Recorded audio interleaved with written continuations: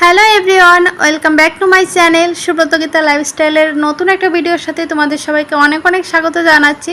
সবাইকে জানাই good morning জানিয়ে নতুন একটা ভিডিও স্টার্ট করলাম। আশা করছি তোমরা আমার ভিডিওর প্রথম থেকে শেষ অবধি আমার সাথে থাকবে। তো তোমরা সবাই কেমন আছো জানিও। আর আমি তো খুবই ভালো আছি।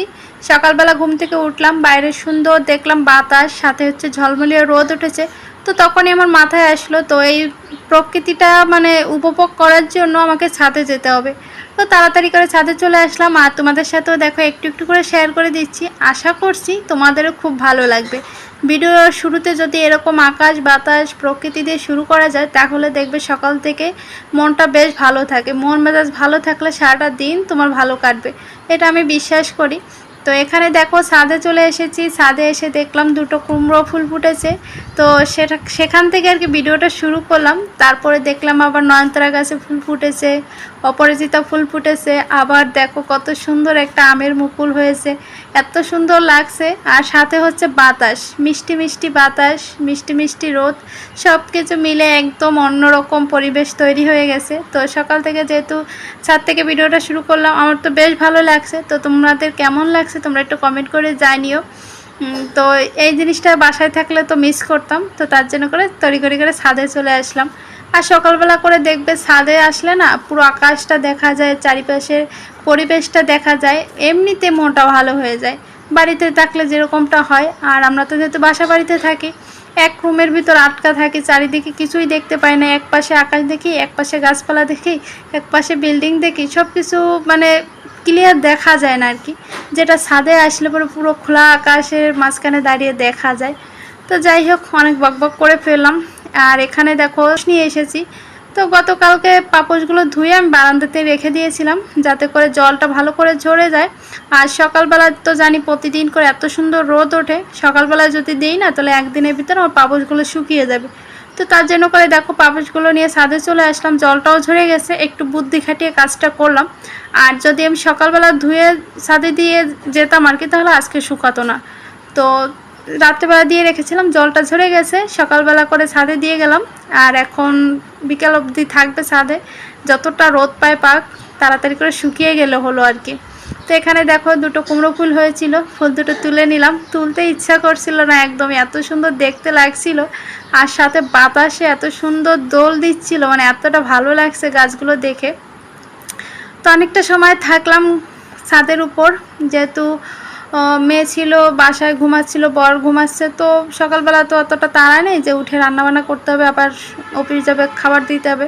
তো সকালবেলা হালকা পাতলা মা মেয়েতে একটা কিছু করে নেবো, তার জন্য তো প্যারা নেই। একদম ছাদে অনেকটা সময় কাটিয়ে তারপর বাসায় আসলাম। বাসায় এসে ফার্স্টে ঘরটা ঝাড়ু দিলাম, তারপরে ছোটো রুমের বিছানাটা একটু টান টান করে পেতে নিলাম, কিছুটা এলোমেলো ছিল ওটা গুছিয়ে রেখে তারপর রান্নাঘরে চলে আসলাম।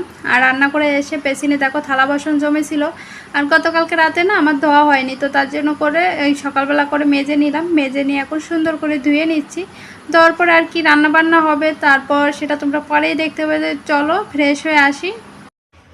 তো বন্ধুরা রান্নাঘরে চলে এসেছি, আর এখানে কড়াই বসিয়ে দিয়েছি। কড়াইতে হালকা একটু জল দিয়ে দিলাম। আর এখন করবো হচ্ছে মেয়ের জন্য নাস্তা, নুডলস, স্যুপ নুডলস করে দেবো, ঝটপট করে হয়ে যাবে। তো চলো নাস্তাটা বানিয়ে পরে আবার দেখা হচ্ছে। তো বন্ধুরা সকালবেলা মেয়ের জন্য করলাম হচ্ছে নুডলস, স্যুপ নুডলস করে দিলাম, ওটাই খাইয়ে দিলাম মেয়েকে। আর আমি খেয়েছি হচ্ছে ছাতুর শরবত, সাথে একটা বিস্কিট খেলাম। এই হচ্ছে আমাদের নাস্তা সকালের। যেহেতু বর খাবে না, বর না খেলে পরে অতটা টেনশন হয় না কি বানাবো কি করব। প্রতিদিন তো খায় না, কিন্তু মাঝে মধ্যে করে সকালবেলা নাস্তাটা খায়, কিন্তু নাস্তা করলে অতটা টেনশন থাকে না। কেন বলো তো, ওর খাবার দাবার নিয়ে অতটা বাছাবাছি নেই, যেটা যে সময় হয় সেটাই সে সময় খেয়ে নেয়। যে এটা খাবো না ওটা খাবো না, এটা করে দাও ওটা করে দাও, ওই মানাটা নেই। ঘরে যা থাকে যেভাবেই আমরা খাই ওকে ওইভাবে দিই, ওইভাবেই খেয়ে নেয়। তো যাই হোক, সকালবেলা দেখো রান্নাবান্না হবে হচ্ছে ডাল ভাত আর হচ্ছে উচ্ছে ভাজি, এই সাদামাটা রান্নাবান্না। তো এই জন্য খুব একটা কাটাকাটির চাপ নেই, এখন শুধু কাটছি হচ্ছে উচ্ছে। আর ডালটা তো সেদ্ধ করাই ছিল ফ্রিজে, ওটা বের করে রাখলাম, বরফটা গলে গেলে তারপর রান্নাটা বসাবো। আর কি রান্না বান্না হবে এটা যদি আগে থেকে জোগাড় করে রাখা যায়, তাহলে রান্না করতে খুব একটা অসুবিধা হয় না। আমি তো একদিন আগে থেকে চিন্তা ভাবনা করে রাখি কালকে কি রান্না করব। তাহলে আমার ওদিন রান্না করার সময় আর কি অতটা টেনশন করতে হয় না। আর আমার একটা সমস্যা আছে, হুট করে কোনো কিছু করতে পারি না। একদিন আগের থেকে যদি সব কিছু মানে প্ল্যান করে রাখি, তারপরের দিন আমি সুন্দর করে সাজিয়ে গুছিয়ে কাজটা করতে পারি। এটা ঘুরতে যাওয়ার ক্ষেত্রেও যদি হয়, সেটা আমার কাছে খুবই ভালো হয়। হুট করে যদি বলে চলো ওইখানে যাব, তো কোন জামাটা পরবো, বা আয়রন করা আছে কি না, বা রান্না করতে গেলে কোনটা কাটবো, কোনটা রেখে কোনটা করব, মানে বুঝে পাই না। এই জন্য করে আমি একদিন আগের থেকে মানে প্ল্যান করে রাখি, তো আমার বেশ ভালো সুবিধাই হয় ওটাতে। তো কাটাকুটি করে রেখে আসলাম। আর আজকে হচ্ছে মাসখাওয়ারি বাজার এনেছে, পুরো মাসের শুকনো বাজারটা করে আনলো।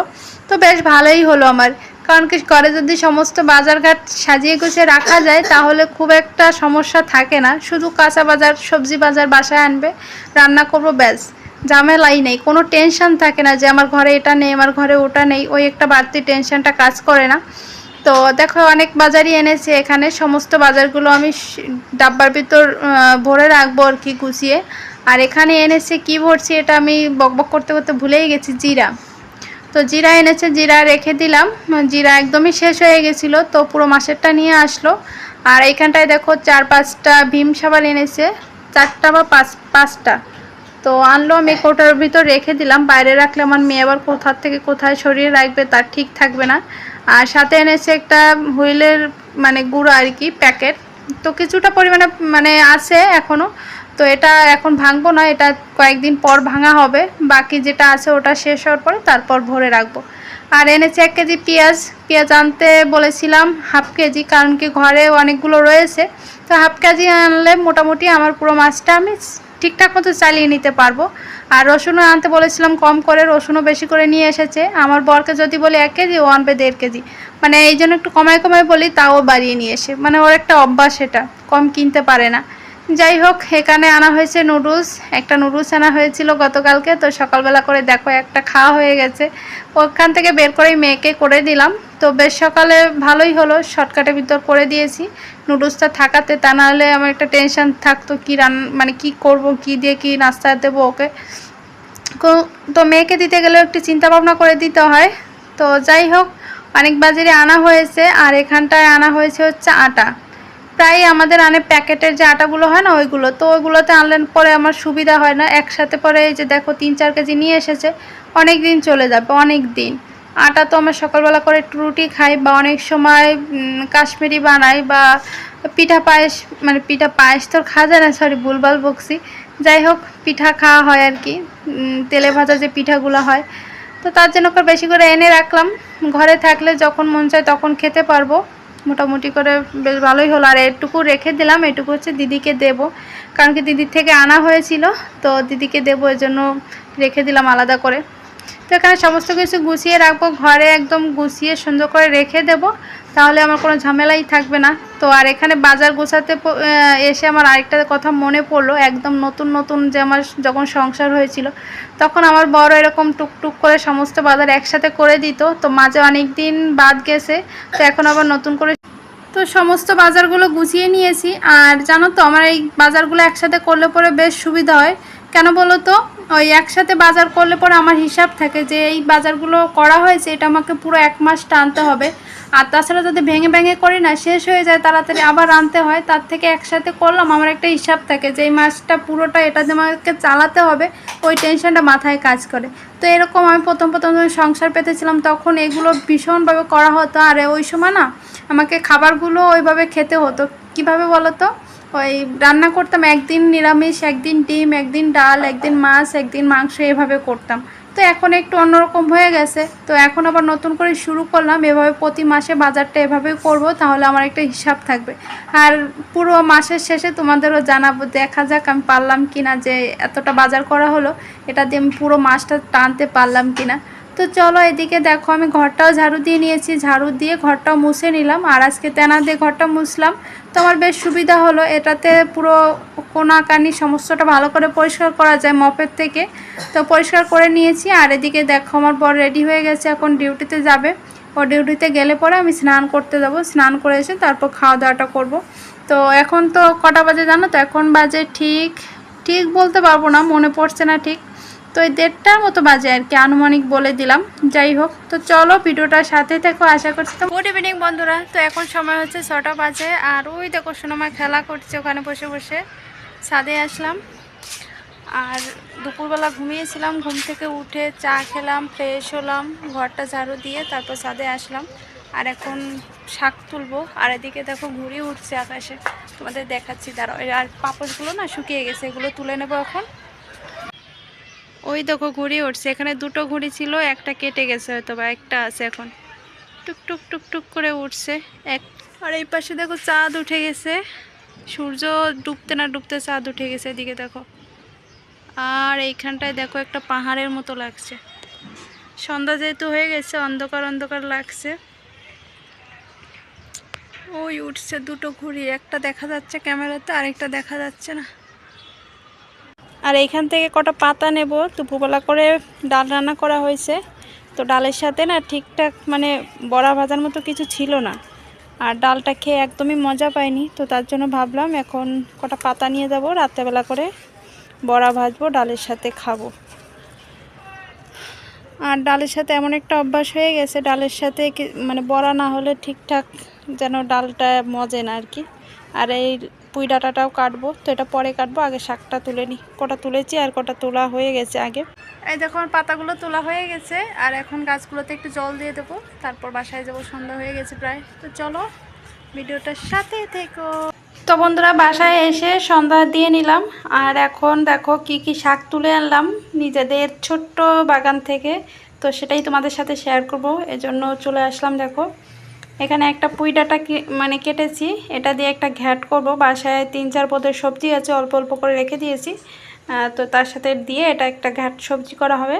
আর এখানে এই যে লাউ শাক না, একটা কুমড়ো শাক এনেছি, ডালের সাথে রাতে বড়া খাওয়া হবে।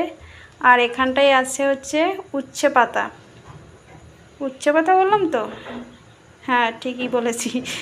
তো এই পাতাটা ভাজি করব, আমার মাকে আগে দেখতাম সুন্দর করে ভাজি করতো, বেশ ভালো লাগতো।